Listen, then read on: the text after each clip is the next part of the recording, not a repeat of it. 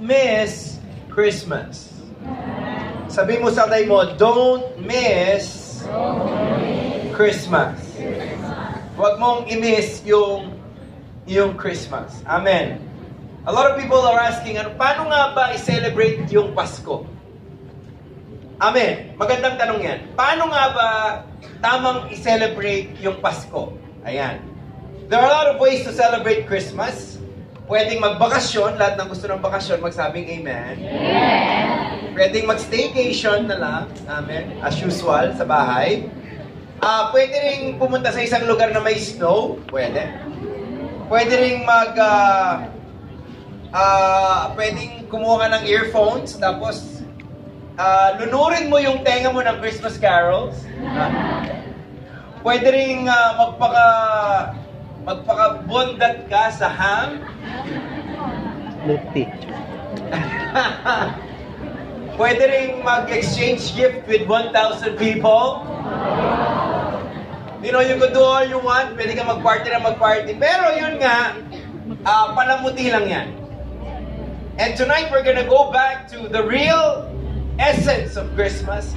Yung tunay na kaparaanan, biblical, na kaparaanan to celebrate Christmas. Sino pong naniniwala na pwede ka magkaroon ng napakaraming bagong damit, bagong regalo, bagong lahat, pero mamimiss mo pa rin yung Christmas? Amen.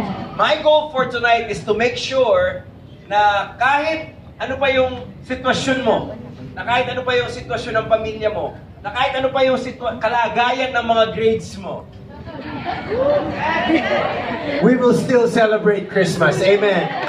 Tuloy na tuloy pa rin ang Pasko. Number one, Eba, say number one. Tingnan niyo po sa imaginary screen natin. Celebrate with the reason or the season. Celebrate with Jesus. Celebrate with Jesus.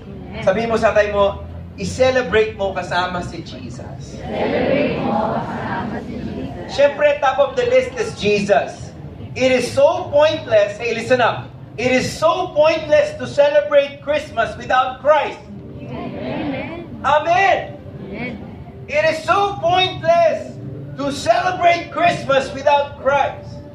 For example, pagdating nyo sa bahay, bago kayo kumain ng Noche Buena, make sure that you include Jesus in your party. Amen. Amen. Kasi tandaan natin, siya yung may birthday. Amen. Baka mamaya kumain tayo nung kumain, nakalimutan natin. Ay, si Jesus pala yung may birthday.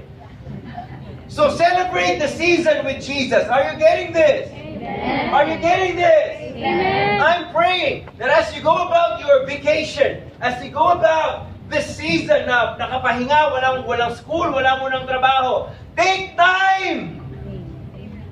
Take time with Jesus! Amen. Pumunta ka sa kwarto mo, ilak mo yung pinto, mag-uusap kayo! Amen. Kausapin mo siya. Amen. Amen. Punta mayayari Pasko, kung man sabing Jesus. Punta yung Pasko, ilalawin mo, murat ang regalo mo. Ay, ba't gusto nga may paikwait ang buri mo, masakit ka palo. Come on! Spend time with Jesus.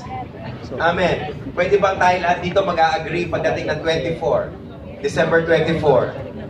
Gagawa ka ng oras, 1, 2, 3, hanggang gusto mong oras. Doon ka lang sa kwarto, ilalak mo yung pinto, magpapatugtog ka ng worship song, tapos bubuksan mo yung Bible mo, tapos kakausapin mo lang si Jesus! Huh? O di natapis.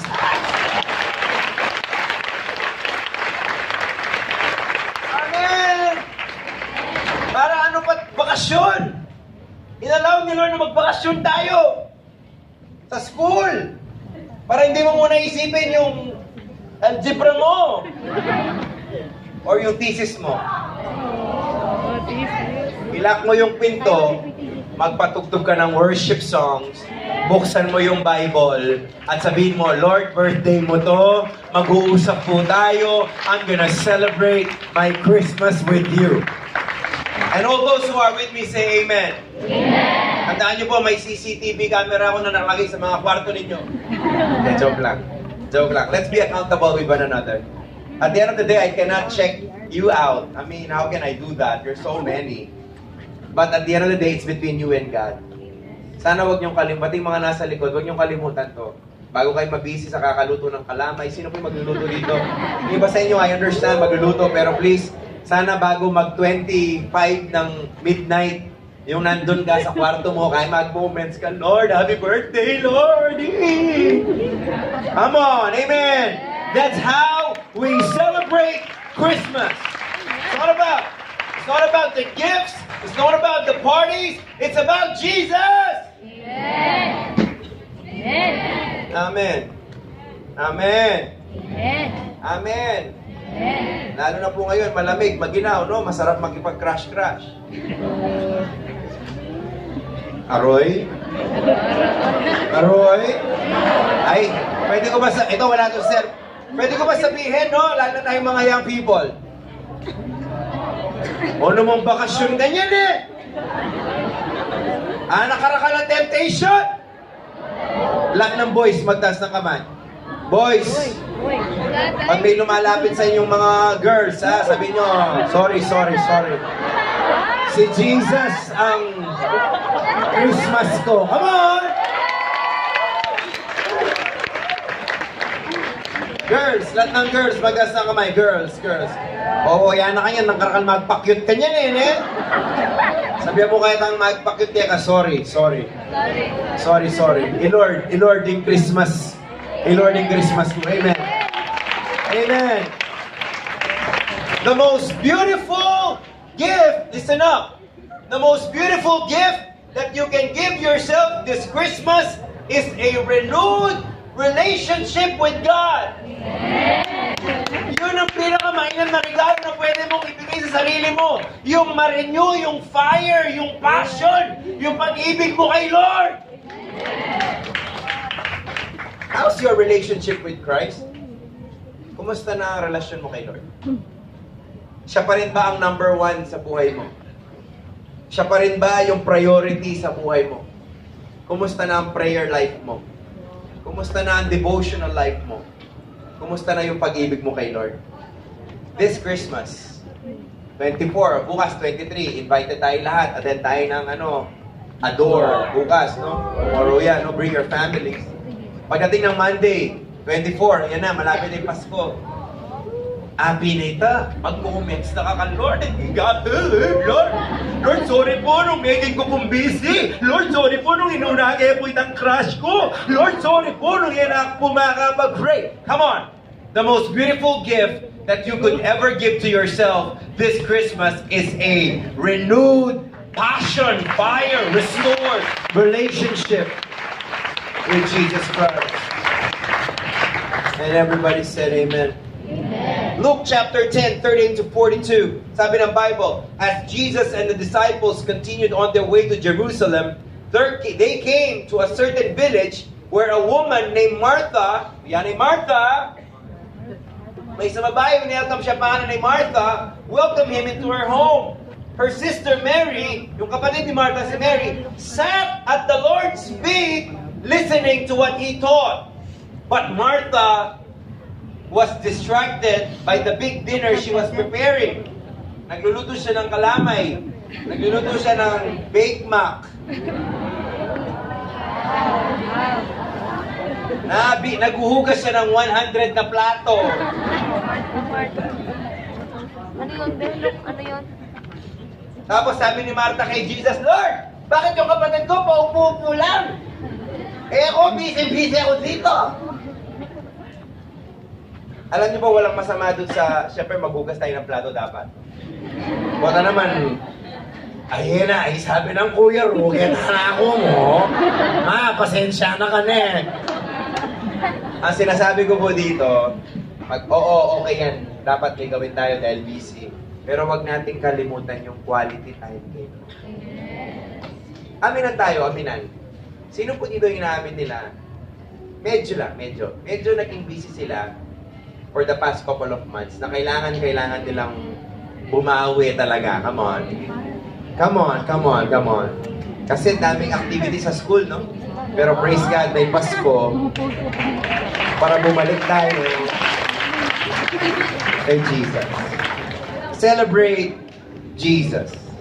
Celebrate Jesus. Amen. Pangalawa, say number 2. Magpasalamat tayo. Sabi mo sa katay mo, thank you, katabi kita. Wow! Sino po yung nagpapasalamat ng katabi nila yung katabi nila? One more time. Sabi mo, thank you, katabi kita. Thank you, buhay pa tayo. Amen. Alam niyo ba na pwedeng wala na tayo ngayon? Pero dahil sa biyaya ni Lord, nandito pa rin tayo, nagwo-worship tayo, humihinga pa tayo, nakakapalakpak pa tayo, sumisigaw pa tayo. It's a gift. Everybody say gift. So ngayong Pasko, habang maglalak ka ng pinto at magmo-moments ka with God, huwag mong kalimutang magpasalamat. Amen. Amen. So ngayong Pasko po, remember to thank God. At may 3 bagay na bawal gawin. Sabi mo sa mo, bawal to. Bawal to. Yung mga nasa likod, sabihin nyo, bawal to. Bawal to. Ang hina naman. Hindi mga nasa likod. Ay, mga nasa likod, pakisabi nga, bawal to. Bawal to. Okay, number 1. Are you ready? Bawal mag-complain. Inuon tapi niya ako regalo worth 2,000 yan Itang ikwa ko tuwal niya po sabon Sabihin mo sa tabi mo, bawal mag-complain. Inuon simig tampalin kanyaman na ulam bacon, abong ham, tsaka markala salad, dating mango salad, banana salad. Kaya kadamon kalamunggen nangin Bawal mag-complain. Amen. Sabi mo sa katabi mo, ngayong Pasko, bawal mag-complain. Pangalawa, bawal mag-compare.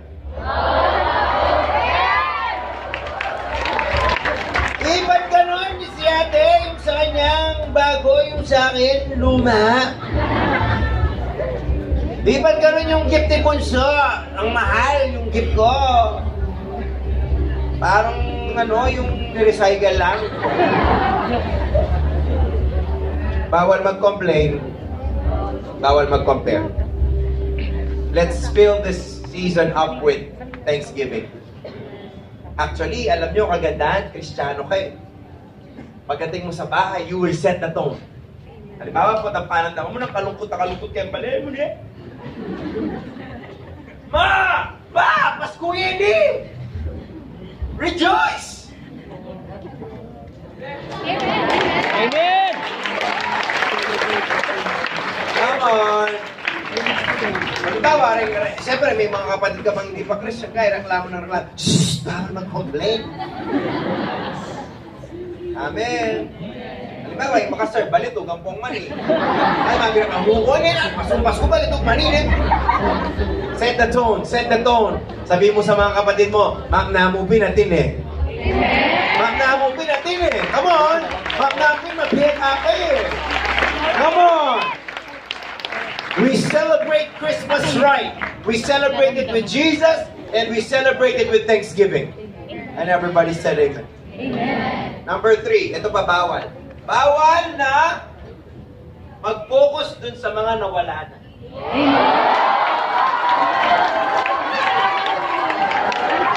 Bakit parang iba yung rema sa inyo nung sinasabi? Stop crying over spilled milk. Stop crying over spilled milk. Pag wala na, let go. Amen.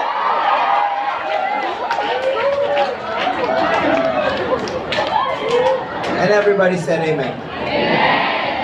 When you focus on what is gone, you will miss out on what God wants to give you now. Let me say that again. When you focus on what it's gone, you will miss out on what God wants to give you now. This Christmas, please, fill your heart with thanksgiving. Say no to complaining. Say no to comparing. And say no to crying over spilled milk. Amen.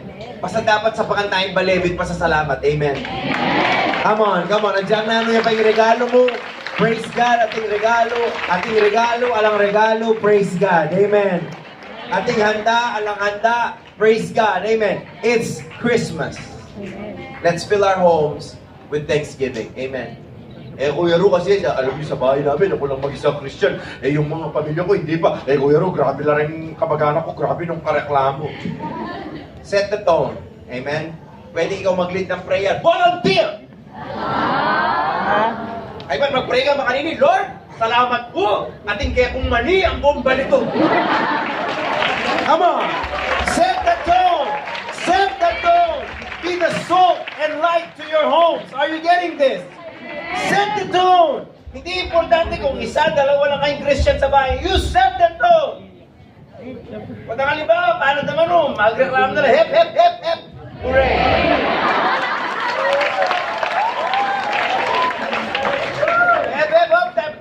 Inaano ka namin yan? Sabi mo, tayo po lahat ay yumukot manalangin, ha?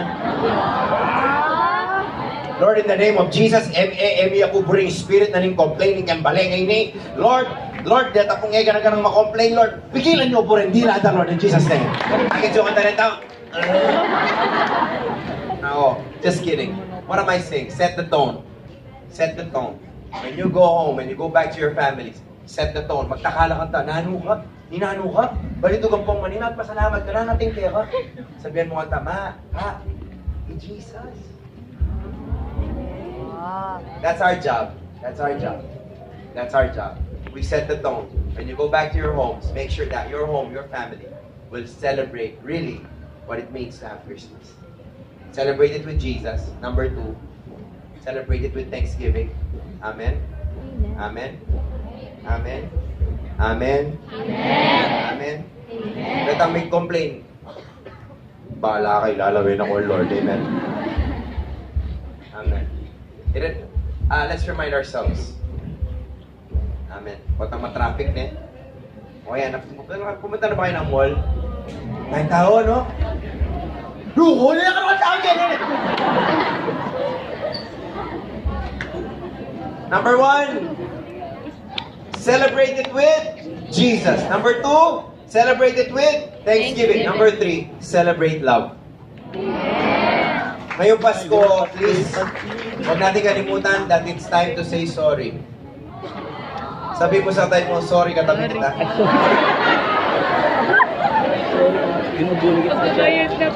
Sino mo dito yung mga merong na-offend? Yung mga na-offended sila? Grabe, 12 months mong bit magmula January. Ngayong Pasko, let go. It's time to say sorry. It's time to forgive. It's time to choose love. It's time to reconnect with your life group. Fellow believers, friends, family, loved ones. And when we experience love through others, it makes the spirit of Christmas alive. Pag nagkapatawaran, pag nagbibigayan, walang negative, walang chismis, puro love sa kapwa, mas nagiging buhay ang Pasko. May mga hindi kinakausap ang parents, please ngayong Pasko, ayusin natin yan. May mga hindi kinakausap na magkakapatid, please ayusin natin yan. May mga friends na galit, no? Yung mga binlock sa Facebook, come on. Come on, come on. Yung mga in-unfollow sa Instagram.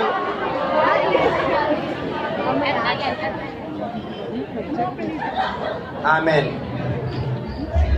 Ngayong Pasko, matuto po tayong magpatawad. Sabi mo sa katabi mo, I forgive you. Colossians chapter 3, verse 13. Shh! Listen up. Make allowance for each other's faults and forgive anyone who offends you. Remember, the Lord forgave you, so you must forgive others. Amen. Forgive, and last, learn to give. Learn to give. Learn to give. Amen. Learn to give. The Bible tells us in Proverbs 11:25, the generous will prosper, and those who refresh others will themselves be refreshed. Be creative. I'm challenging the life groups here today. We still have time next week. Gawa kayo ng project where you could actually bless some others. Gawa kayo ng project, makakatulong kayo, magbigay kayo, whatever. Basta, one of the best ways to really celebrate the season is to learn to give. And everybody said amen. Bow your heads, close your eyes, let's pray. Lord, right now we thank you for reminding us with the word today. Thank you, God, for bringing us back to the essence of the season, and that is you, Lord.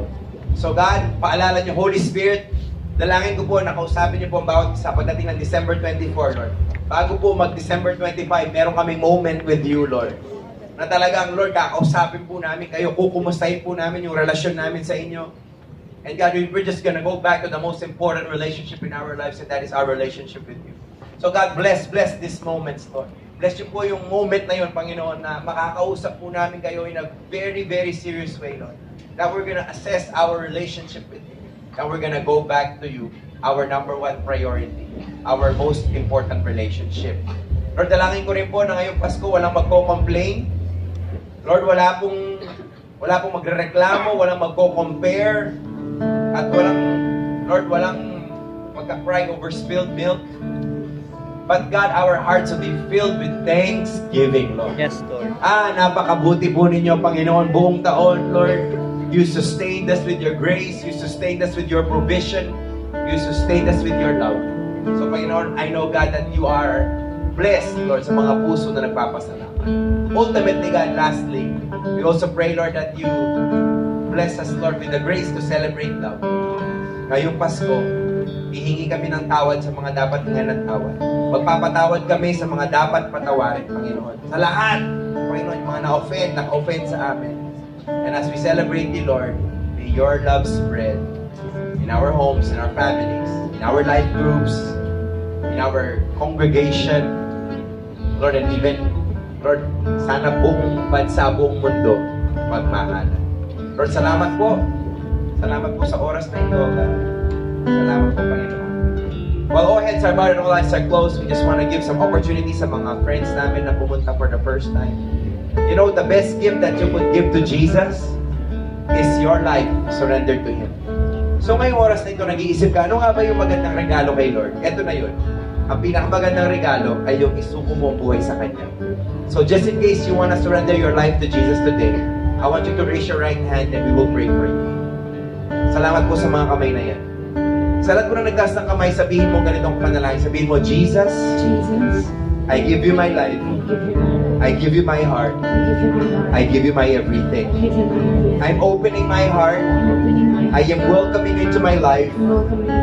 I am making you my Lord and my Savior. Cleanse me. Heal me. Use me for your glory. From this day on, I will hate sin and I will love you all the days of my life. Happy birthday, Jesus. I love you. This I pray in your name. Amen.